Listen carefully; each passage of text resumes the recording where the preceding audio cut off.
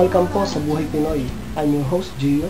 Ito po ang show na tumatalakay sa istorya ng mga pangkaraniwang Pilipinong tulad ko.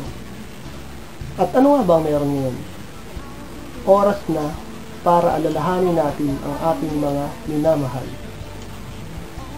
At ang pangkaraniwan natin ginagawa ay magbigay ng bulaklak. Numero 1 na sa listahan ang pagbibigay ng rose.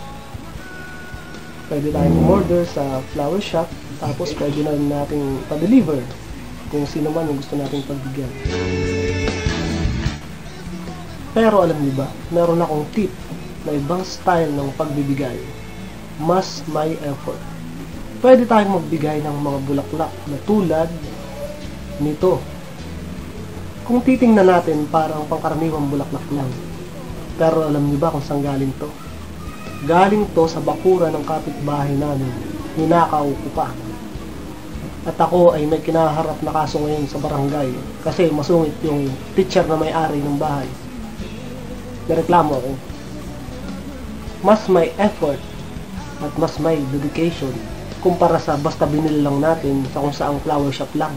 Kahit sino pwedeng gawin yun, pwedeng bumili lang, pwedeng pa-deliver. Ito, mas maganda.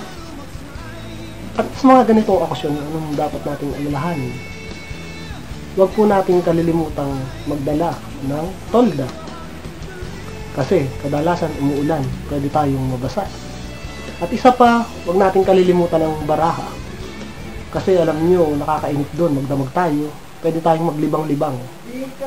At ito ang pinakamahalaga at pinaka-importante. Huwag kalilimutang iwanan ang kandila nang hindi pa ubos.